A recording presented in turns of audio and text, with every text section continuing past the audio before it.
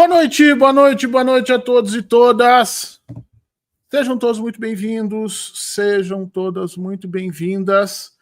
19 horas em ponto, estamos ficando cada vez mais pontuais nesse processo. Aqui estava eu aproveitando os conhecimentos do nosso convidado hoje aqui na parte de trás, e a parte mais complicada é a gente estar em plena conversa e troca informação e troca texto, e puxa, que legal.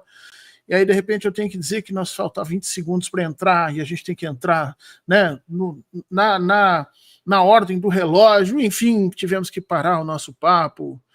Uma pena, mas vamos trazê-lo depois aqui para continuar conosco. Enquanto isso, nos organizamos para cumprir os horários. 19 horas, então, em ponto, começando o Horta da Verdade, aquele horário que você já conhece. Vem um pouquinho antes do início do processo da exploração capitalista semanal, que é a segunda-feira, já combinamos isso aqui, né? A segunda-feira em si não tem nenhum problema, ela é inclusive um dia super simpático, super tranquilo. O que você não gosta mesmo é do capitalismo, né? Então aí a segunda-feira acaba pagando o pato, mais ou menos quando o Corinthians ou o Palmeiras perde, né? Que o cara vem para casa indignado e aí o mundo acaba. É basicamente isso. A segunda-feira a gente, mas o capitalismo nos incomoda. E antes dela tem o domingo, que para efeitos religiosos começa a semana, mas para nós é só o último diazinho, e aqui trazendo esse espaço para que a gente possa conversar sobre questões importantes ao longo da semana, sempre trazendo um especialista, uma pessoa que vai nos dar uma noção, uma ideia, conversar um pouco sobre temas que talvez não tenham sido tão abordados, ou pelo menos não na linha que a gente vai tratar. O nosso tema de hoje está ali no título, você veio e deve ter lido já as novas formas e consequências da guerra às drogas do Trump, e eu trago para vocês uma pessoa que antecipou um pouco esse discurso, que quando ela começou a falar isso, inclusive nesse programa, teve aqui batendo papo com a gente já, e quando começou a falar dessas coisas, parecia muito mais um tema ligado à política dos costumes, uma certa manutenção ainda de uma ética bolsonarista nas coisas, chamou atenção um pouco para esse conservadorismo que pesava inclusive na esquerda, mas no finalzinho daquele nosso encontro, vocês vão lembrar, a pessoa acaba sinalizando aqui, né, o nosso convidado diz assim, olha, esse é um tema que nós deveríamos tratar de forma geopolítica também, não só pela condição, né, da sua produção, das linhas de produção que acaba gerando, mas também pelos interesses que... E aí, quando ele faz isso, ele mata, porque hoje essa questão das drogas está sendo levada ao extremo, inclusive ameaçando aí a soberania dos países da América Latina. Não sei se vocês acompanharam, essa semana os Estados Unidos lançaram aí a Operação Lança do Sul, né? Supostamente para defender a gloriosa pátria norte-americana dos malvados terroristas que devem estar em toda a América do Sul e parte da América Latina, e o Trump está tentando fazer disso um cavalo de batalha. A gente vai conversar um pouquinho sobre essas coisas hoje com o nosso convidado, que dessa vez vocês não sabem quem é. O nosso convidado está aqui no backstage sabendo disso, mas é que às vezes o pessoal fica de sacanagem comigo, meu caro, porque como já vem o nome anterior, entendeu? Então todo mundo entra lá e eu fico fazendo um certo mistério aqui, e todo mundo já sabe. Aí as pessoas me teclam dizendo, Fernando, para de fazer mistério, a gente já sabe que é o fulano, dessa vez não, porque dessa vez vocês entraram lá e não tinham nome, então dessa vez eu estou fazendo mistério sim, mas já vocês vão ficar sabendo. Antes disso, como sempre a gente faz, não te esquece de participar conosco aqui, de te inscrever nos canais do 247, não te esquece de ajudar a manter esse sistema de comunicação, que hoje a gente chama, né, de comunicação digital, ou comunicação não monopolizada, como a gente gosta de fazer a crítica a essa comunicação antiga que nós tínhamos no Brasil, mas isso não aconteceu do nada, né? Isso acontece num processo de luta que a esquerda veio travando, especificamente a partir de 2013, mas que se acirra muito a partir de 2016, 2017, 2018, onde basicamente a grande imprensa interditou toda a comunicação de esquerda. Não sei se vocês se lembram, mas nenhum parlamentar do PT era chamado para fazer nenhum tipo de manifestação.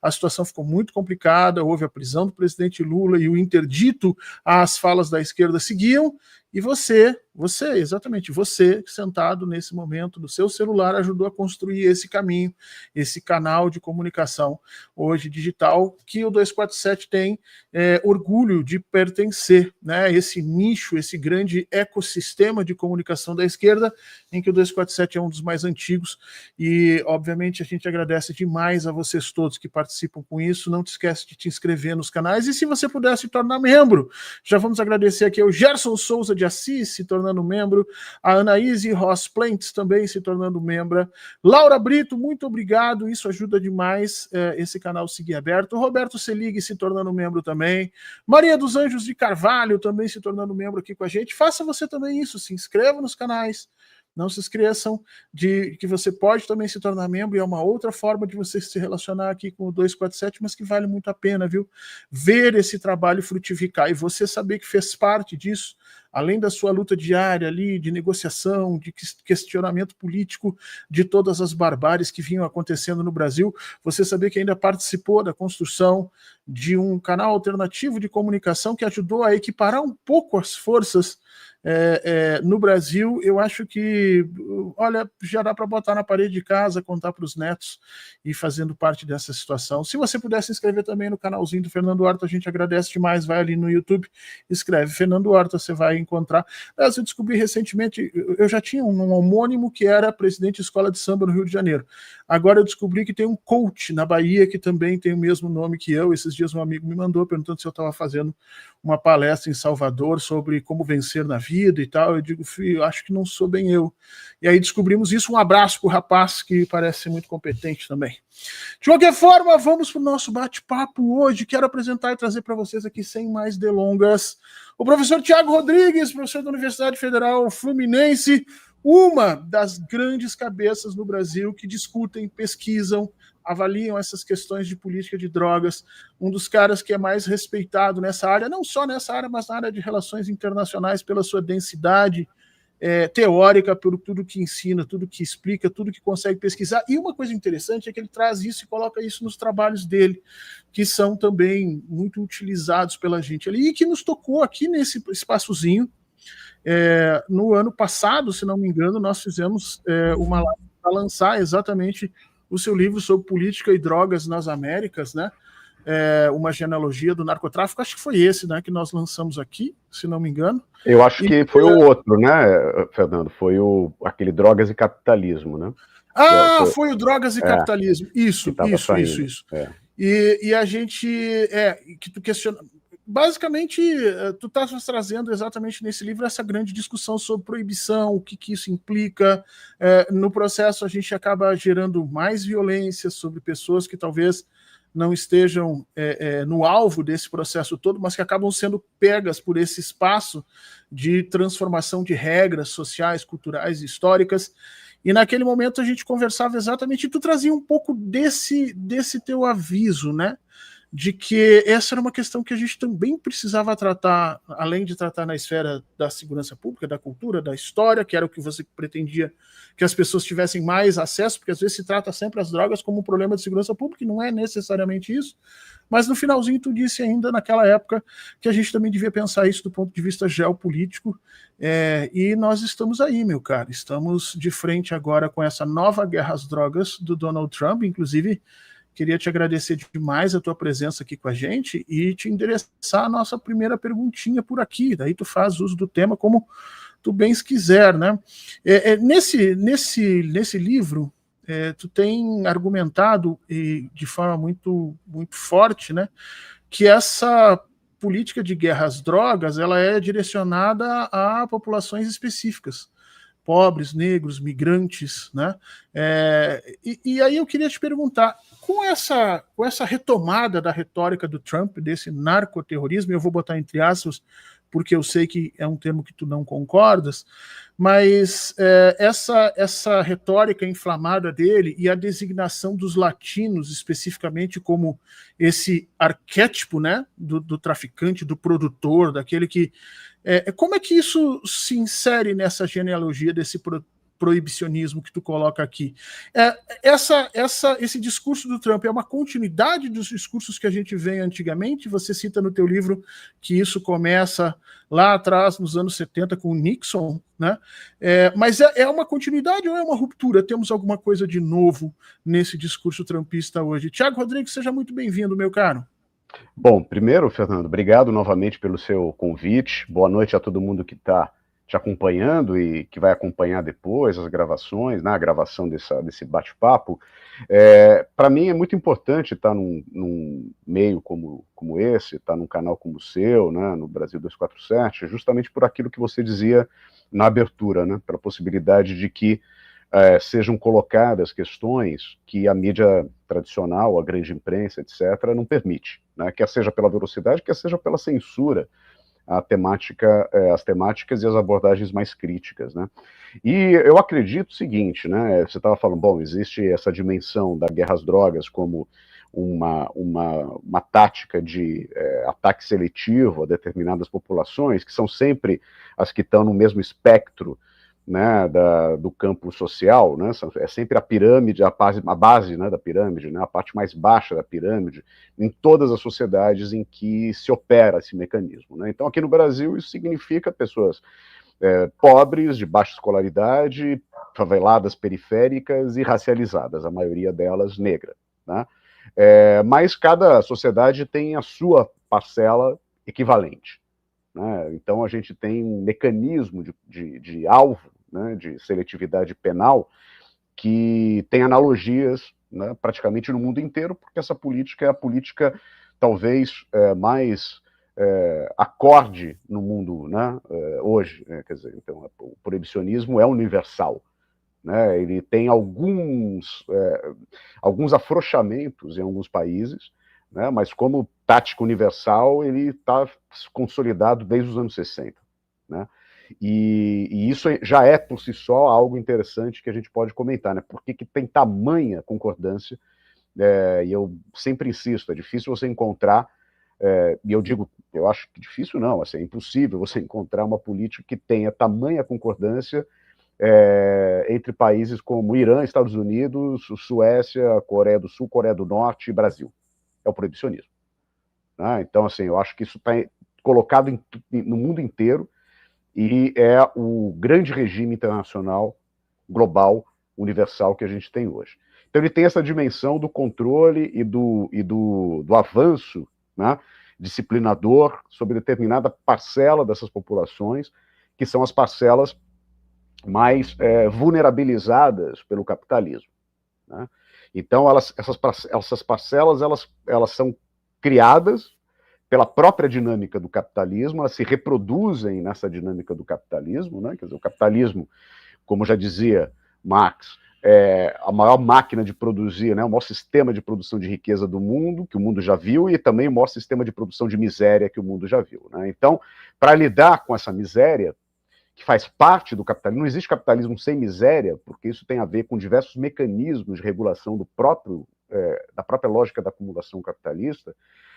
Cria-se um problema de governo, né? Como governar essas massas, né? Porque elas cada vez são maiores, cada vez elas são menos importantes para o capitalismo na sua reprodução, né? O capitalismo de ponta hoje em dia é um capitalismo da produção intelectual, é um capitalismo da produção na economia eletrônica, né? Na economia abstrata, né? E a produção material é cada vez mais automatizada, mais descentralizada no planeta, né? Então, o trabalho das pessoas dessas pessoas pouco qualificadas, é cada vez menos necessário, né? Só que essas pessoas existem aos muitos milhões, né? Na casa do bilhão. Então, a gestão desse bilhão e pouco de pessoas miseráveis é um problema de governo para quem usufrui, né, dos benefícios do sistema capitalista. E o que a gente chama de política de segurança pública nada mais é do que um instrumento de gestão desse bilhão de excluídos, né? Porque segurança pública não é uma segurança, como diz o nome, pública, ou seja, para todos os cidadãos e cidadãs, né? Ela é seletivamente para alguns e se protegerem da maioria. E é para essa maioria ser administrada de alguma maneira. E essa política de combate ao narcotráfico, né, e que agora também se amplia por uma terminologia mais ampla, que é combate ao crime organizado, né, se presta muito bem para fazer esse tipo de controle. Então a gente está falando isso em cada país. Só que também existe uma analogia que se dá no plano internacional. Por isso a necessidade de falar simultaneamente nesses mecanismos e estratégias nacionais e num mecanismo, numa estratégia geopolítica. Né? Porque essas coisas acontecem tanto no controle das populações dentro de cada país, mas também de países e de regiões, né, em partes do globo. Então, o que a gente está vendo hoje, nesse exato momento, é muito didático para entender esses dois níveis simultâneos. De um lado, a Operação Contenção no Rio de Janeiro, dia 28 de outubro de 2025, né, no Complexo da Penha. Essa é uma manifestação, esse é um exemplo da dimensão do controle doméstico dentro de um país. E, ao mesmo tempo, esse avanço e essa ameaça militar do governo Trump sobre a Venezuela, com algum rescaldo sobre a Colômbia também. Né? Então, a gente são dois exemplos de como as coisas funcionam nos dois níveis simultaneamente. A gente está vendo dentro do Brasil, né, o debate caminhar para essa definição ou não das organizações criminosas como narcoterroristas, né, um novo avanço do discurso da ultradireita nessa seara, uma certa tentativa do governo federal de dar uma resposta, que é a primeira vez que o governo federal, né, no campo centro-esquerda, procura dar uma resposta a essa temática. Isso anunciando claramente que vai ser um tema central do processo eleitoral no ano que vem. Né? Já está sendo agora, porque essa corrida eleitoral já começou. Então, isso a gente vê a centralidade doméstica do problema, doméstica ao Brasil, central ao Brasil. E, ao mesmo tempo, a ligação que existe com essa dimensão regional, né, continental dos Estados Unidos sobre a América do Sul, sobre a Venezuela, sobre a Colômbia. Então, esses dois níveis, eles são simultâneos, e a gente vê as relações entre eles quando, por exemplo, o governo do Rio de Janeiro, né, apela ao governo dos Estados Unidos para classificar o Comando Vermelho como narcoterrorista. Quer dizer, aí está o link entre, né, a dimensão doméstica e a dimensão geopolítica. Né? Então, o estudo o estudo crítico para entender como funcionam essas duas dimensões precisa levar em conta que elas têm objetivos parecidos, ainda que em magnitudes diferentes. Né? Uma magnitude doméstica, uma magnitude mais local e outra magnitude mais internacional. E elas estão diretamente intercaladas. E isso não é de hoje. E aí vai para a sua pergunta. Quer dizer, há uma novidade nesse processo? Eu acredito que há uma atualização de uma dinâmica que não é em si nova. Tá? Assim, quer dizer, como você mesmo mencionou, quer dizer, o marco desse processo se dá ali na virada dos anos 60 para os anos 70, quando o governo Nixon, né, de Richard Nixon nos Estados Unidos, declara guerra às drogas. Essa expressão é uma expressão que foi lançada pelo governo Nixon, foi consagrada no governo Nixon e virou o slogan dessa dimensão geopolítica. Né? E, basicamente, o que estava lá, e nesse meu livro, o Política e Drogas nas Américas, que está saindo agora uma nova edição dele, que foi, em passado remoto, a minha dissertação de mestrado, né, em 2001, basicamente a tese é essa que está lá, né? Quer dizer, essa dimensão, ela segue uma lógica, que é uma lógica de criar um inimigo exterior, no caso dos Estados Unidos. Esse inimigo exterior é o tráfico de drogas, né? Esse inimigo exterior é conduzido por organizações criminosas estrangeiras, sobretudo latino-americanas, não só, porque também tinha uma dimensão na Ásia, mas era sobretudo latino-americanas, nos anos 70, nos anos 80, né? E os Estados Unidos reivindicavam o direito de se defender dessa ameaça. Tá? Então, essa é uma lógica que eu argumento que é o princípio básico do discurso de segurança nacional. Né? Então, o discurso de segurança nacional é um discurso de defesa contra uma ameaça externa. Né? A diferença é que essa ameaça externa não era um outro exército, não era um outro país, não era a União Soviética, né? Mas eram essas organizações ilegais provenientes da América Latina que introduziam nos Estados Unidos drogas consumidas e que, na lógica da guerra às drogas, eram a fonte de envenenamento da sociedade americana. Né? Então, esse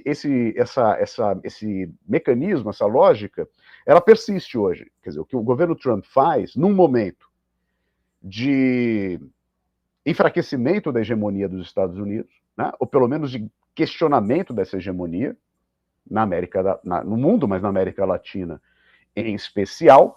Não é só a presença da China, né? São mais ou menos 20 anos, né, de emergência de novas dinâmicas, como os BRICS, né, os países emergentes, algumas articulações que o Brasil faz na América Latina desde o início dos anos 2000, que foram descontinuadas, mas que agora foram parcialmente reensaiadas e tal.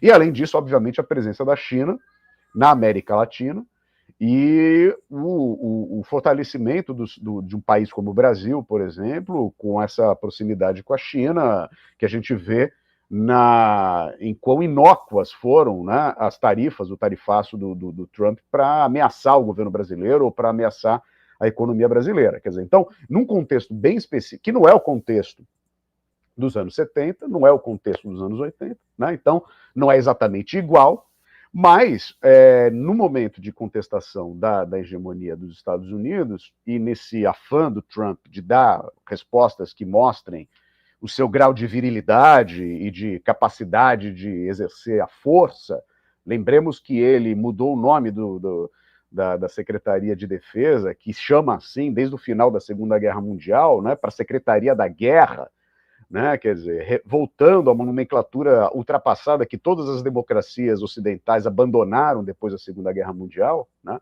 Quer dizer, então voltando a isso, quer dizer, nem durante a Guerra Fria a Secretaria de Defesa chamou Secretaria de Guerra, né?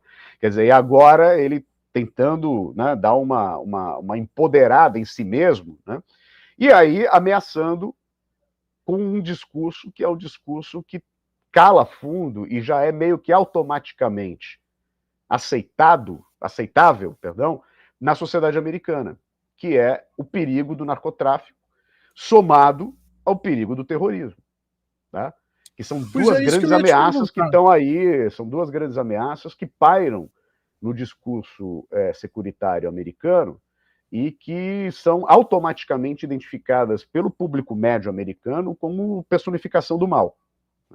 Pois é, isso que eu ia te perguntar, porque desde a Guerra Fria existe essa associação, que a gente sabe que foi feita de forma deliberada, né, nos Estados Unidos, entre os movimentos negros, o consumo de droga, movimentos latinos, criminalidade. Esse processo foi deliberado, ou seja, se excluiu desse discurso a quantidade de pessoas brancas que eram consumidoras de droga, a quantidade de pessoas brancas que eram consumidoras de droga e que não causavam problemas às sociedades, né? Porque vamos lembrar, o branco rico, quando ele consome droga, não tem problema nenhum, inclusive, né? Passa por cima sem maiores problemas, mas você exclui tudo isso e constrói, durante a Guerra Fria, esse cenário do negro, do latino, do usuário de droga, do traficante de droga, e que tudo isso gera uma cadeia de produção e de consumo que prejudicava os Estados Unidos. Esse foi o discurso que a gente viu na Guerra Fria.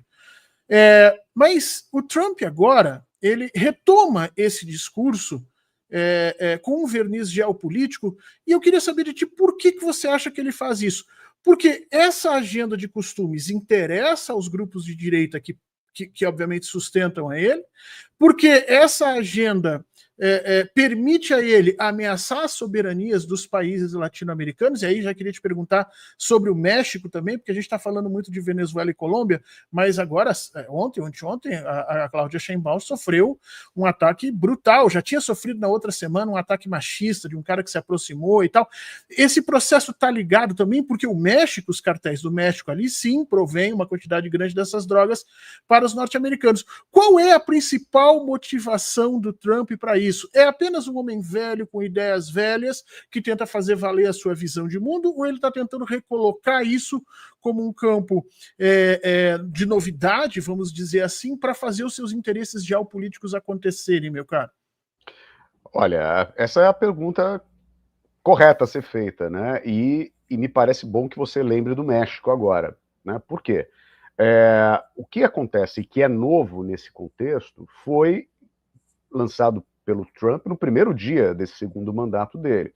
Né? Você se lembra que no primeiro dia ele lançou uma série de decretos, né, de ordens executivas, dando canetaços em várias coisas, né, decidindo por canetada. E uma das canetadas que ele deu foi a de decretar algumas organizações do narcotráfico como grupo terrorista, né? Os Estados Unidos têm algumas listas negras, assim, né? Ou listas de ataque, né? De alvos a serem atacados. As organizações criminosas têm uma lista primordial, que é uma lista do Departamento do Tesouro, né? Que são a lista de organizações criminosas transnacionais. E nessa lista, esses grupos mexicanos já estão há bastante tempo, aí, alguns há mais de uma década, né? O que é diferente da lista de grupos terroristas, que é uma lista que está, né, no Departamento de Estado, tem a ver com a diplomacia, e uma ligação direta com o sistema de segurança dos Estados Unidos, o Pentágono e o atual, então, renomeado Departamento da Guerra, né? Essas duas coisas têm diálogo, mas não são a mesma coisa. Então, o que ele fez foi grupos que já estavam na lista de organizações criminosas transnacionais e que, por isso, entram numa lei em regras específicas e normas específicas dos Estados Unidos que permitem, por exemplo, o apresamento de veículos pertencentes a esses grupos, o confisco de contas bancárias, né, o congelamento de recursos e outras coisas mais, e também algumas sanções econômico-comerciais contra os países, né, nos quais provém esses grupos, caso os países não cumpram com a agenda de combate a esses grupos, né? E o outro é chamar esses grupos de terrorista, porque daí eles passam para uma outra legislação, que é uma legislação de exceção que foi criada após os atentados de 11 de setembro de 2001 e que fazem, né, que dão uns poderes extras para os Estados Unidos para, por exemplo, prender pessoas fora dos Estados Unidos sem o devido processo legal, né? Então, por exemplo, um cidadão venezuelano pode ser detido por um grupo especial, por exemplo, infiltrado na Venezuela e abduzido para os Estados Unidos, parar em Guantánamo ou parar em qualquer lugar e ninguém saber do paradeiro dele. E essas leis, que foram as leis a partir do Ato Patriota de 2001, elas permitem que isso aconteça. É por isso que muitas prisões foram feitas no mundo inteiro, né, de pessoas que foram transportadas sem nenhum tipo de respeito aos procedimentos considerados legais e legítimos do ponto de vista do direito internacional. Quer dizer, não teve processo de extradição, não tem direito à defesa, não tem nada disso, né? Então, essas leis, além de aumentar o poder para toda a parte de confisco de bens, contas bancárias e veículos, etc., bens materiais, ela aumenta o poder dos Estados Unidos, em termos efetivos, para o aprisionamento de pessoas sem nenhum tipo de prestação de contas pro direito, no nível do direito internacional e para a comunidade internacional, tá? Então, essa novidade tem a ver com esse momento que se articulam essas duas ameaças, que não é uma novidade, porque, como você disse, a primeira vez que aparece esse híbrido narco-terrorismo é nos anos 80, no contexto andino, associando guerrilhas de esquerda como as Farc e o Sendero Luminoso, as Farc na Colômbia e o Sendero Luminoso no Peru, com o narcotráfico, e a justificativa era que as guerrilhas estariam tirando recursos para se manter do tráfico de drogas. Esse é a primeira vez que esses dois elementos foram articulados. E depois do 11 de setembro, isso foi estendido para grupos terroristas do chamado terrorismo fundamentalista islâmico. E agora isso significa outra coisa, significa grandes organizações que não têm nenhum passado ou nenhuma estrutura político-ideológica nas suas estruturas, nas suas conotações, ou seja, grupos que são simplesmente grupos de fins econômicos ilícitos, mas que são chamadas de terroristas. Isso é uma novidade. Tá? Isso é uma novidade porque antes, pelo menos, né, ainda no contexto da Guerra Fria e depois do 11 de setembro, no contexto da Guerra ao Terror, né, eram grupos que tinham, pelo menos assim oficialmente, né, representavam uma ameaça porque eram de um campo ideológico distinto dos Estados Unidos. Agora a gente está falando de grupos que não têm ideologia alguma, né? Então, só que não tem ideologia alguma, ser um grupo de crime organizado transnacional, para o governo Trump, já é o suficiente para classificá-los como terroristas, acionando toda uma maquinária que antes não era atribuída a eles. Pois é, é isso que eu ia comentar contigo, porque me parece que nessas iniciativas anteriores havia esse interesse geopolítico. Sim, a gente sabe que a Colômbia funcionou durante muito tempo sob tutela da direita colombiana como um entreposto norte-americano ali na região. Foi dali que se erradicaram as grandes ações de guerra às drogas que o governo americano colocou, mas me parece que naquele momento se tentava trabalhar o problema muito mais como um bisturi. Então eu tenho ações aqui, eu converso com os países, eu formo gente nas polícias, a gente sabe uma série de ações dentro da Polícia Federal com o DEA americano, o objetivo ali era, obviamente, trabalhar pelos meios diplomáticos e atingir aqueles fins. Então, me parece que havia uma certa contenção dos Estados Unidos, o que se perdeu completamente agora. Quer dizer, os Estados Unidos colocaram um porta-aviões do lado da Venezuela, obviamente ameaçando diretamente aquilo lá, já avisaram que podem transformar os grupos brasileiros, né, e declarar eles terroristas, e a gente sabe que juntar ou colocar no mesmo balaio, né, terroristas internacionais, operadores domésticos desses circuitos de droga.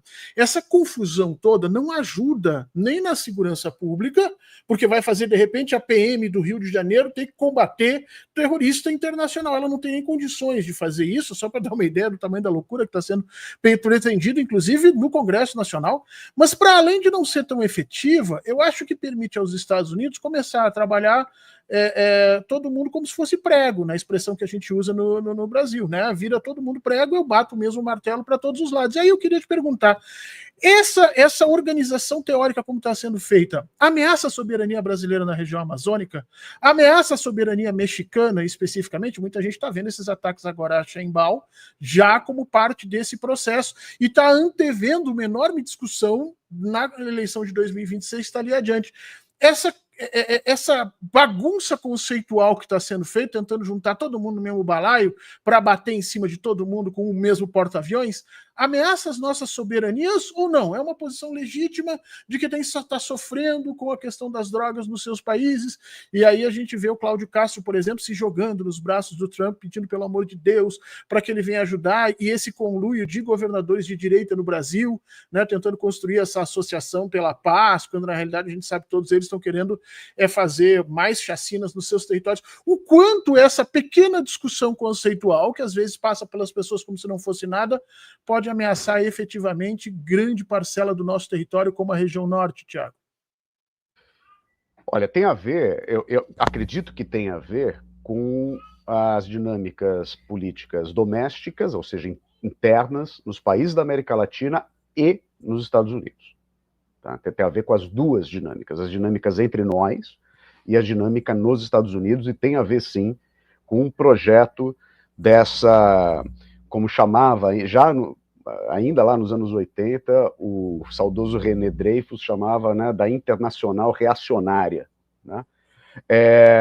Essa internacional reacionária, ela se articula a partir do Trump, ou seja, é um discurso interno, há um projeto de poder, de se perenizar no poder, né? Não só o próprio, enfim, o Trump, a pessoa do Trump, mas toda a agenda de ultradireita que ele representa.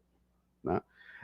Então, há uma luta, digamos assim, político-ideológica dentro dos Estados Unidos que está bem colocada, bem visível, e ela também existe aqui do Rio Bravo para baixo, né? Do Rio Grande para baixo. Né? Então, por isso, a desestabilização da Cláudia Sheinbaum, por exemplo, né? Que é uma mandatária que tem alta popularidade, que disse, nós temos um problema de segurança, mas a gente vai lidar com ele de forma soberana, a gente não vai ceder aos Estados Unidos, a gente vai colaborar, mas não vai ceder. Ela tem apoio popular interno, então não é assim, surpresa que apareçam, né, brotem movimentos que não se sabe quem financia. Né? Então, muito na linha da chamada... A gente já viu isso, né, Thiago, no Brasil. A chamada guerra híbrida, a chamada guerra híbrida. Então, o nosso 2012, 13, 14, 15, enfim, né? Esse empoderamento de grupos que brotam do nada e recebem recursos caudalosos para se oporem, né, aos governos progressistas ou de centro-esquerda. Né? E eu acho o seguinte, né, quer dizer, aí a articulação das ultradireitas domésticas com uma agenda dessa internacional reacionária, que para o Trump é importante também que se prolifere na América Latina para a manutenção da sua própria agenda doméstica, né?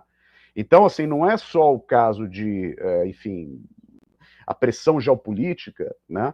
Colocar um destacamento, digamos, militar, né, nas proximidades da Venezuela é muito explícito, né? É muito gráfico, diretamente para a Venezuela, mas eu acredito que essa intenção do Trump ela é muito mais diversa e menos telegráfica, digamos assim, para países como o Brasil, né? Para países como a própria Colômbia. A Colômbia também tem eleições no ano que vem, né, presidenciais. O Chile, que está passando por eleições presidenciais agora. E hoje, domingo. Hoje é primeiro turno, né? Então, assim, as disputas estão sendo todas entre centro-esquerda e ultradireita, né? Então, como muitos analistas têm dito, quer dizer, já há bastante tempo, o que chamava-se antes de centro-direita, etc., sumiu, né? Então, o que era centro-direita hoje em dia migrou em busca de votos para a ultradireita, inflando um grupo que até bem pouco tempo atrás era um grupo histérico minoritário, né? E que volta com força. Então a gente está hoje entre centro-esquerda e ultradireita. E as eleições vão estar todas assim. A do Chile agora é assim, da Colômbia vai ser, foi assim no México com a Cláudia Sheinbaum, e vai ser aqui no Brasil também no ano que vem, né? Então eu acho que essa agenda, e o Trump, quer dizer, com essa alimentando-se dessa mesma lógica para manter, né, o seu projeto político dentro dos Estados Unidos, que é um projeto político fundamentalista, de ultradireita, de fundamentalismo econômico também. Então, ele tem um interesse de tentar articular a América Latina, não apenas em termos de guerras, drogas e tal, não sei o quê, mas esse é um dos grandes instrumentos, porque ele puxa a grande questão contemporânea, que é a segurança pública. Você veja, agora a gente comentou o Chile, né? O Chile é um país que tem uma média de mortos por 100 mil habitantes, que é uma taxa consagrada internacionalmente como um proxy, como um indicador, né, de violência social. Aqui no Brasil, a gente está sempre próximo do 30 mortos violentamente a cada 100 mil habitantes, que é altíssimo, né? No Chile são 4 a cada 100 mil habitantes anuais, tá? Então, o Chile não é um país que tenha problema de segurança pública. Só que o grande tema das eleições agora é segurança pública. Quer dizer, então, existe um sensacionalismo, os candidatos da ultradireita dizendo que o Chile está à beira do caos geopolítico, que o Trem de Aragua venezuelano, que aliás é um dos grupos que o Trump declarou como terroristas ou narcoterroristas, que o Trem de Aragua ameaça levar o Chile ao caos, e eu mesmo estive lá recentemente, e eles estão morrendo de medo que o tal do canal bioceânico, que está sendo aí, né, terminado e tal, faça com que o PCC invada o Chile. É isso que está circulando, né? O Trem de Aragua é um conjunto de traficantes de droga locais, assim, os caras não tem grana para ir para outros lugares da Venezuela, imagina. Pois é, então, isso vira, né, esses grupos, como eles são, né, misteriosos, obviamente, porque eles são ilegais, né, já paira sobre eles múltiplos estereótipos, né, que vão do perigo moral, do perigo racial, né, do perigo de lidarem com drogas, etc. Então, esses grupos eles são facilmente construídos no imaginário geral como entidades do mal, né, entidades malévolas. Então, é fácil lidar com isso. Um discurso de securitização, ou seja, que transforma um problema numa segurança, a própria existência da sociedade, é muito fácil de ser produzido a partir de grupos como o Trem de Aragua, como o PCC, como o Comando Vermelho, né? Então, dizer que o Comando Vermelho é uma ameaça à segurança nacional é mentira. O Comando Vermelho não ameaça a existência do Estado brasileiro e da sociedade brasileira. O Comando muito Vermelho... menos dos estados vizinhos. Muito menos dos Estados Unidos.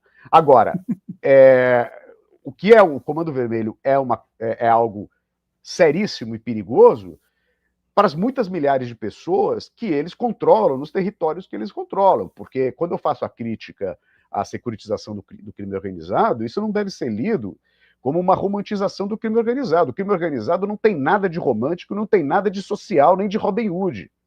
O crime organizado se transformou numa entidade hipercapitalista de mega exploração das populações em que eles controlam. O problema é que essas populações, que já são as mais exploradas, estão no fogo cruzado entre o crime organizado, que é autoritário, porque se eles criam regras e impõem essas regras, qualquer entidade que cria regra e impõe regra, a gente chama do quê? Autoritário. Então eles são autoritários. Só que eles estão de um lado autoritário e do outro lado de um Estado, como o caso do Rio de Janeiro, etc., ou de São Paulo, não é? Que declara uma guerra que é absolutamente violenta e de chacina como método, e que não resolve o problema. Né? Então, essa população ela é duplamente violentada todos os dias. Então, quando eu falo que existe um discurso securitizador, que é fácil demonizar esses grupos, eu não estou querendo dizer que eles são grupos bacanas que estão sendo demonizados. Eles têm que ser acabados mesmo. Eles têm que ser diluídos. Agora, não vai ser com chacina. Né? Então, não vai ser matando indiscriminadamente todo mundo. É por isso ali, né? que tudo que eu tenho escrito hoje em dia, mais academicamente, mas principalmente na imprensa ou assim, de divulgação mais ampla, eu termino dando 4, 5, 6 sugestões de política pública para enfrentar o crime organizado sem ser pela via da chacina. Tá? Porque existem possibilidades, existem experiências internacionais, inclusive na América Latina, né, de êxito, por exemplo, na desmobilização de grupos criminosos. Tá? E essas coisas, como aconteceu em Medellín, na Colômbia, por exemplo, né, como está acontecendo na Colômbia também com as Farc. Né? Só que isso, obviamente, não interessa para a ultradireita, né? Quer dizer, isso daí não é possível, ninguém fala de desmobilizar essa rapaziada que foi os 121 que foram mortos, tá certo? São 121 que não tem nenhuma importância estratégica. Nem para o Comando Vermelho. Para a continuidade do Comando Vermelho. Tá? Tem importância para a comunidade, para a mãe que perdeu o filho, para a esposa, né? Que vai ficar sozinha criando, às vezes, uma criança. Se o objetivo é enfraquecer o Comando Vermelho, matar 121 jovens que que não apitam nada, que não têm autoridade alguma, né? Não altera nada a estrutura de funcionamento. Então, isso daí, Fernando, eu acho que é um problema geopolítico, para chegar no final dessa pergunta sobre a Amazônia. Eu acredito, no momento, eu não acredito que haja uma ameaça militar sobre a Amazônia dos Estados Unidos. Tá? Assim, eu não acho que exista isso agora. Não quer dizer que isso não possa ser construído, tá? Porque qualquer coisa nessa temática pode ser construída. Mas a ameaça que se dá sobre o Brasil, que também é geopolítica, está muito mais no campo da chamada guerra híbrida, né? Que é o seguinte, olha, vamos fazer do Brasil, né, um país dominado completamente por um discurso de ultradireita, né, e por personalidades do mundo político que controlem, né, a dinâmica político-social do Brasil, que estejam alinhados aos ditames de ultradireita do Trump e da sua turma, do que propriamente agora uma ameaça, né, militar ao Brasil. Ameaçar militarmente a Venezuela é mais fácil. Tá? É mais fácil porque, primeiro, a Venezuela já é um problema no discurso americano há 25 anos, né? Quer dizer, desde do Chávez, da Revolução Bolivariana, que tem um componente explícito anti-estadunidense desde o seu início. Então, é só um detalhe, né, Tiago, que isso aconteceu a partir do momento que o Chávez nacionalizou o petróleo, né? É um pequeno detalhe. A partir dali, a Venezuela passou a ser um problema para os Estados Unidos, né? Sempre é, né?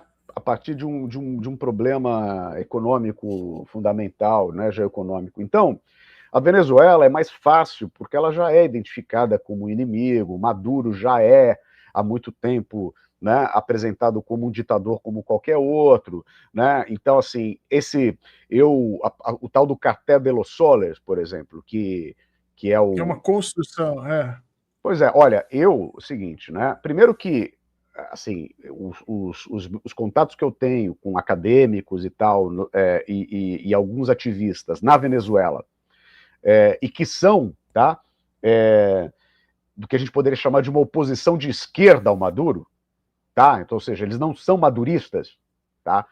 Alguns até eram chavistas, mas não são maduristas, né? E todos eles que eu conversei em momentos diferentes, que não estavam no mesmo ambiente, etc., me disseram categoricamente que Cartel de Los Soles é uma invenção.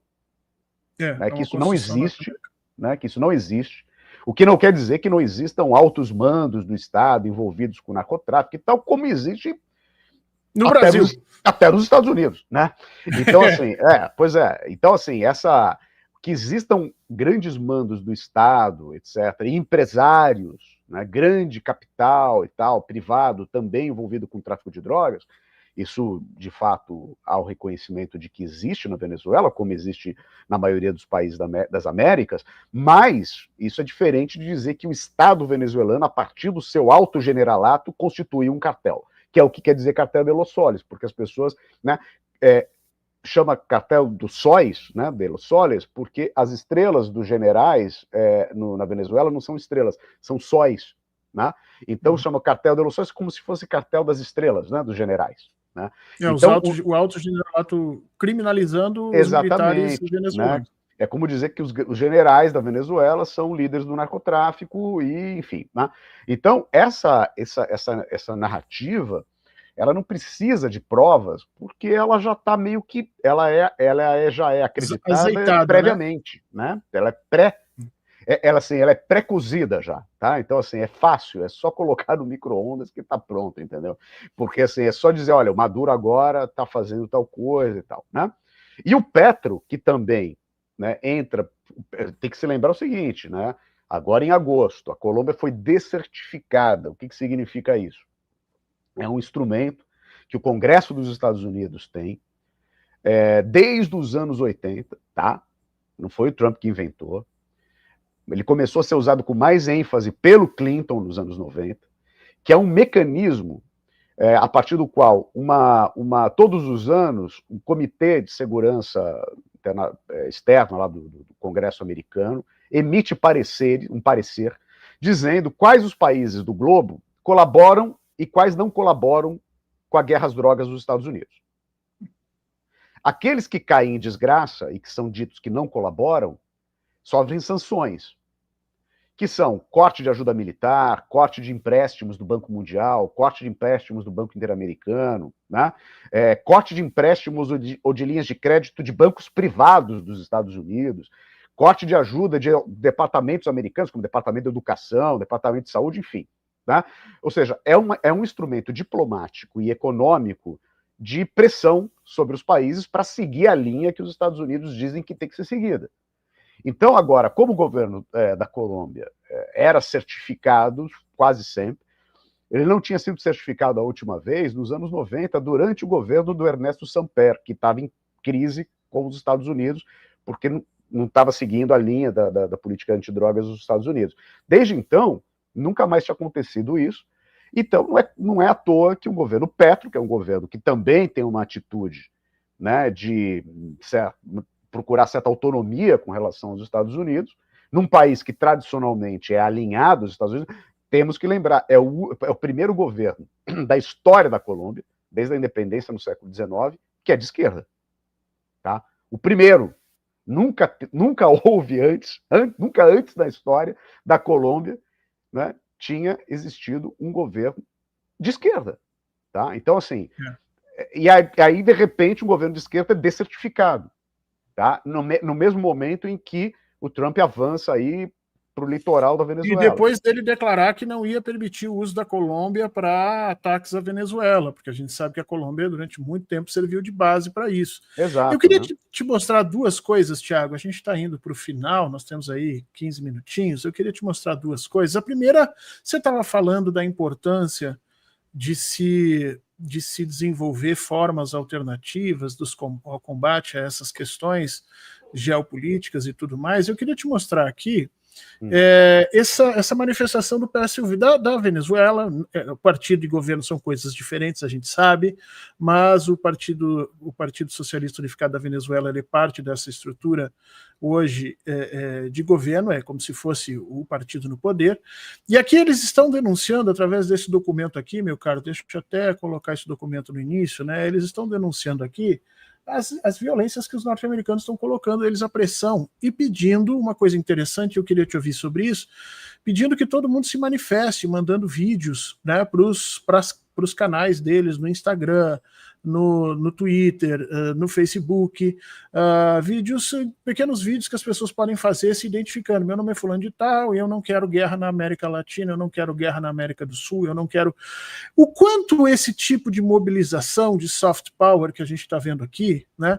Porque isso aqui, a ideia é gerar algum tipo de identificação entre estes grupos para dizer, olha, nós não queremos, nós não apoiamos essa guerra contra a América Latina. Mas o quanto esse tipo de movimentação pode surtir efeito contra um porta-aviões, por exemplo.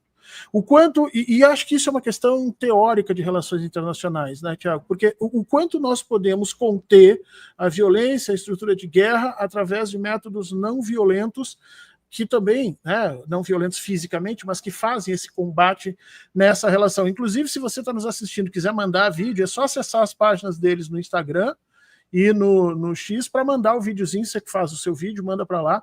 Não esquece de dizer que é brasileiro, né? Porque a ideia deles é isso, é conformar uma grande rede latino-americana que não está acontecendo. E aí vem a minha pergunta para você. A atitude brasileira é suficiente nessa questão? Ou seja, o presidente Lula ter ido lá, ter feito o discurso que fez a favor da paz, mas não ter citado em nenhum momento o nome do Maduro ou efetivamente a soberania da Venezuela, como se estivesse fazendo um meio-campo. É suficiente a atitude brasileira nesse momento para dissuadir esse ataque norte-americano, ou a gente estaria fazendo mais? E eu te pergunto isso, Tiago, porque o Brasil normalmente acaba reclamando ali adiante que os outros países da América Latina não nos veem como liderança, né? E a gente sabe isso, o México questiona muito, a Argentina questiona muito, bom, o Paraguai nem precisa falar, mas será que nesses momentos é que a gente deveria ser mais liderança, ou não? Estamos fazendo o suficiente e era o que dava para fazer em função, inclusive, das eleições em 2026?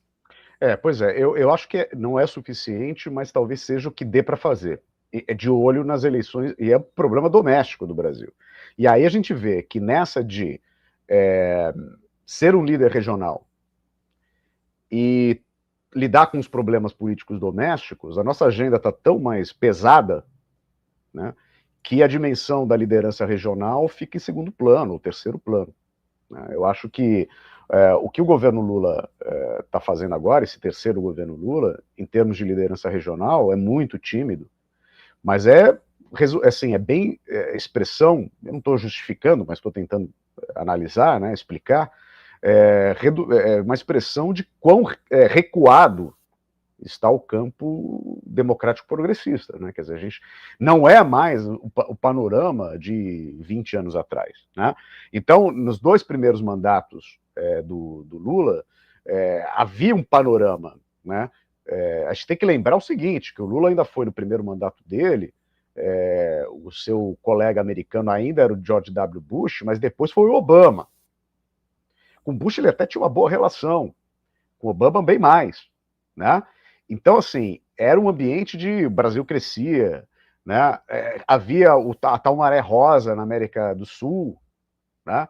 Era um outro cenário, que agora está bem diferente. A gente tem um mapa da América do Sul agora dividido meio a meio entre governos de centro-esquerda e governos de ultradireita, né? Então, assim, não é o mesmo mapa de 20 anos atrás. E dentro, né, por isso, expressando que dentro de cada país o panorama é muito mais complexo, né? Então agora, quer dizer, esse recuo faz com que a esquerda fique muito recuada e às vezes recuada demais, né? E eu acho, por exemplo, agora, para falar da política da política de segurança pública, está se criticando muito o que está acontecendo agora no Congresso e tal, mas eu acho o seguinte, essa manobra com o Derrite de voltar lá e fazer essa tentativa, colocá-lo como relator do projeto da lei antifacção, né? E ele tentar mudar a lei dessa maneira que foi, e a dificuldade dele de fazer isso, né, de estar na quarta versão já daquele documento, e o fato do governo Lula ter, de fato, delineado que seria a tal da PEC da segurança pública, que tinha sido anunciada no começo de 2025, mas não estava delineada, ninguém sabia o que era de fato isso, né?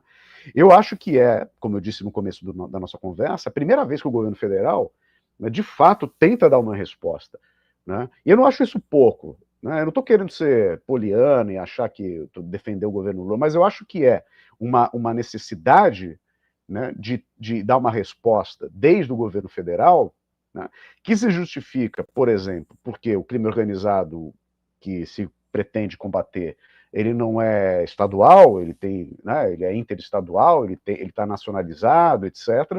E o nosso modelo, a nossa arquitetura de segurança pública, que é da nossa Constituição de 88, ela foi feita para se contrapor ao modelo de segurança pública da ditadura militar, que era todo concentrado, né? Então foi federalizado, com um jabuti no meio, que é o tal do artigo 142 da GLO, que foi pressão dos militares para deixar ali, né, um cavalo de Troia na nossa Constituição democrática. Para que eles pudessem agir. Para que eles pudessem agir, porque era o que eles não queriam, né, perder completamente a capacidade de intervir em segurança interna, que não é nem segurança pública, é segurança interna, porque era o que eles fizeram durante o regime ditatorial, né? Então eles não queriam perder esse poder. Então deixaram, para começar, eu acho que e vê que ninguém fala do artigo 142, tá? A PEC quer alterar e modificar o artigo 144, que é o que fala das polícias e tal. Mas ninguém fala da 142. Eu acho que o artigo 142, esse artigo 142 tinha que ser extinto, tinha que ser abolido da Constituição. Tá? E eu já argumento isso em vários dos meus textos e tal. Né? Isso daí é um jabuti da ditadura militar que ficou, que é um absurdo, que não faz o mínimo sentido, né? As Forças Armadas não têm nenhuma competência para atuar, e nem deve ter. O Brasil tem que ter um sistema de defesa nacional forte, e o deslocamento de Forças Armadas, policializar as Forças Armadas, é enfraquecer as Forças Armadas, é fazer o jogo de potências externas, leia-se Estados Unidos e outras. Né? Então o Brasil precisa ter Forças Armadas, e não Forças Armadas transformadas num super BOP, que é esse o modelo da militarização que os Estados Unidos defendem via guerra contra o narcotráfico desde os anos 70. Veja como as coisas vão se conectando. Né?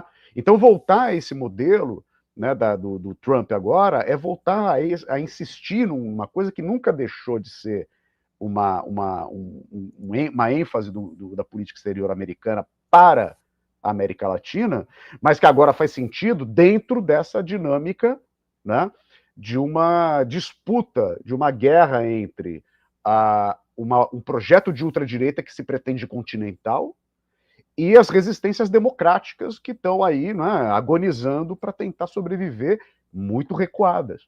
Né? Então, o campo do chamado item de segurança pública vai ser mesmo o campo de batalha principal nas eleições do ano que vem. Na eleição de 26. Como tem sido de outros países também.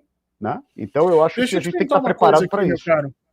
Deixa eu te perguntar, aqui tu tá lançando ou relançando a segunda edição, Política e Drogas nas Américas, uma genealogia do narcotráfico. Depois eu vou terminar com uma perguntinha importante para ti, para mostrar como eu leio Vossa Senhoria, né? Porque às vezes a gente pega só as coisas assim, mas eu tenho uma pergunta para te fazer aqui, mas eu quero saber um pouquinho desse livro. É dia 19 agora, portanto daqui a 3 dias, no Rio de Janeiro, é isso? Não, é em São Paulo, vai ser na USP. É em São Paulo? Na USP, em São Paulo. Então, se você estiver em São Paulo às 18 horas, no dia 19, dê uma chegadinha lá no relançamento do livro do Tiago Rodrigues sobre política e drogas nas Américas, onde ele vai passar necessariamente por esses temas de segurança pública e de geopolítica, que é impressionante como essa questão das drogas.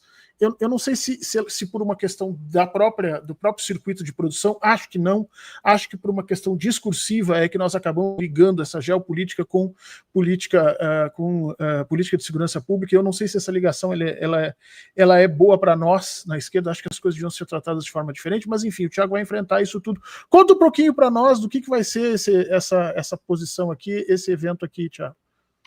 Então, eu vou dar um mini curso esses 3 próximos dias, né, na USP, e aproveitando a minha ida, eu vou fazer o lançamento dessa segunda edição, porque é a segunda edição, porque é a segunda que sai pela editora Desatino, mas na verdade é uma terceira manifestação desse livro, porque foi originalmente a minha dissertação de mestrado em Relações Internacionais, defendida no longínquo ano de 2001, e que saiu em livro em 2004, depois esgotou, em 2018 saiu uma edição já bem mais trabalhada, atualizada, e essa é uma ampliação dessa de 2018. Né? Então, é um livro em que eu reconstituo uma história de como se construíram duas coisas. Primeiro, o tal do regime proibicionista no mundo e nas Américas. E depois, como que esse regime proibicionista se converteu numa mecânica geopolítica, ou seja, como é que da proibição às drogas, né, passou-se a dinâmica das relações internacionais como um discurso securitário e geopolítico. Então, é mostrar, desde dessa história de declaração de guerra do Nixon, mas como que ela foi possível no final dos anos 60 e início dos anos 70, e desde então, como é que ela se montou como geopolítica, com a América Latina sendo o alvo preferencial dessa lógica securitária. Né? Então, eu acho que é um livro que ele mantém uma validade, porque ele analisa o centro dele até os anos 90, mas a lógica dele, e é isso na atualização que eu faço, eu tento defender esse argumento, de que o mecanismo de guerra às drogas, né, foi montado e continua valendo para entender, por exemplo, o que está acontecendo agora com a Venezuela e o Trump. Dia 19, então, às 18 horas, lá na chamada FEFELET, é isso, né? Isso, na Faculdade de Ciências, nas Ciências Sociais. E tal, na USP, se você tiver, vai lá, inclusive vai lá para poder comprar o livro, porque parece que na Amazon está esgotado, tamanha é a importância desse livro para esse processo. A gente tem pouquinho tempo, enfim, na realidade finalizamos 1 hora agora, mas eu tenho que te perguntar, no teu livro Drogas e Capitalismo, né, uma crítica marxista, que foi esse livro que a gente lançou aqui, que a gente lançou ano passado aqui, quer dizer, que você veio aqui para falar dele, a gente não lançou nada, mas você veio aqui para falar dele. Não, lançamos aqui. Você introduz a ideia de farmacocapitalismo, né? É uma das críticas que você faz. Você pergunta assim, por que a gente demoniza determinadas drogas, né? E outras são permitidas e que inclusive têm efeitos cientificamente tremendamente mais destrutivos. Sim. Os Estados Unidos é uma potência farmacocapitalista. Usando inclusive Porto Rico, uma série de acordos comerciais, lá eles pagam menos impostos e tal.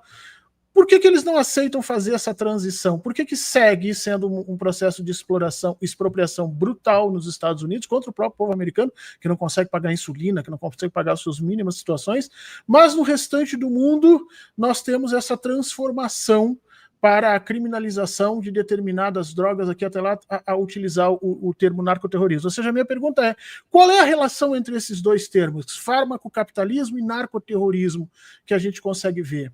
Ótimo. Então, é o seguinte, né? Quando a gente fala de drogas nesse tema, a gente está falando de um tipo, né, de uma categoria, né, de drogas, que são as chamadas drogas psicoativas, que não é qualquer droga. Droga é uma substância química que interage com o nosso organismo de diversas maneiras. Droga psicoativa também, mas elas agem sobre o sistema nervoso central, provocando o que se chama de estados alterados de consciência. Né? Ou, enfim, são nomes diferentes, mas esse é o nome que é mais consagrado. Então, eles podem ser efeitos de extrema analgesia, né? Eles podem ser torpor, sono, podem ser muito estimulantes ou podem ser alucinógenos ou criadoras de percepções alteradas da realidade. Né? Essas drogas, enfim, são usadas e conhecidas pelas sociedades humanas desde que existe sociedade humana. A novidade que acontece no final do século XIX e no século XX é que, no bojo da Revolução Industrial na Europa, uma das grandes indústrias que brotam no século XIX é a chamada indústria farmacoquímica. Por quê? Porque foi a combinação, né, dessa explosão do capitalismo global e do capitalismo industrial, ou seja, da produção em massa, com avanços tremendamente importantes no campo da química. Né? Então, quando essas duas coisas se coligaram, né, apareceram essas grandes empresas farmacêuticas, a maioria delas na Europa e nos Estados Unidos, e que são ainda hoje as grandes multinacionais ou empresas globais da chamada corporação farmacológica global, né? Da chamada Big Pharma, né? As grandes farmacológicas globais, né? Essas empresas cresceram basicamente a partir da grande lucratividade dos seus psicoativos, né? A maioria deles, no começo, todas legais ou pouco reguladas, algumas delas passaram a ilegalidade. Quem passou a ilegalidade? Quais foram as que passaram a ilegalidade? Aquelas que tinham relações mais diretas com o que hoje nós chamamos de países do sul global. Tá? Então, uma droga que foi sintetizada no século XIX, que foi produzida por grandes indústrias, como a cocaína, por exemplo, que até os anos 50 era um produto da Merck, por exemplo, que era uma grande farmacêutica alemã, né? Ou a heroína, que até os anos 10 era um dos grandes produtos, carro-chefe da Bayer alemã também, né? Essas drogas foram para a ilegalidade, mas quando elas foram para a ilegalidade, por estarem vinculadas a países e produções do sul global, elas já tinham equivalentes, né, sintéticos que já tinham sido introduzidos pelas próprias farmacêuticas.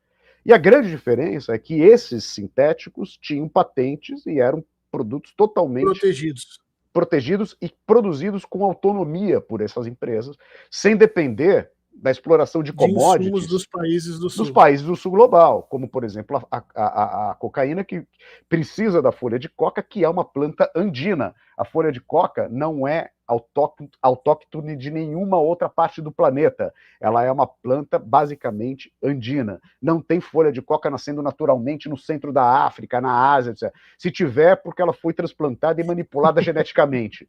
Tá? Então, ela é uma planta que não poderia ser desenvolvida com facilidade em plantações no norte global. Tá? Agora, os sucedâneos sintéticos da cocaína, que não são proibidos, né, como a xilocaína, por exemplo, são sintéticos, e eles são totalmente de patente e produção autônoma das empresas do norte global. Então, acho que é aí que a gente vê o link entre as duas coisas. Né? Ou seja, o que é permitido ou o que é proibido foi decidido necessariamente por esse sisteminha chamado capitalismo, e a partir dali eu tenho essa geração de violência. Que aí você tem, né, como que isso também é interessante e benéfico para os discursos de intervencionismo geopolítico, que é o que eu mostro no livro, né?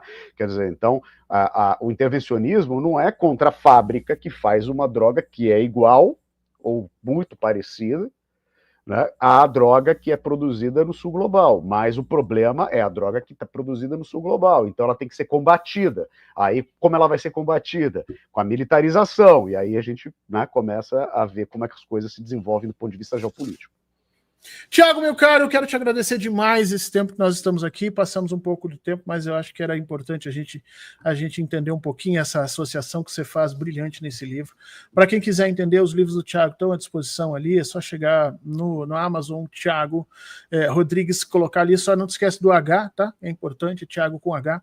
Alguns livros estão já esgotados, outros vocês ainda encontram, e para quem estiver em São Paulo, na USP, dá uma chegadinha lá no dia 19, às 6 da tarde, na Fefelete, como se diz lá, né, no pessoal da filosofia, letras e tudo mais, para ouvir o Tiago pessoalmente, dar um abraço nele.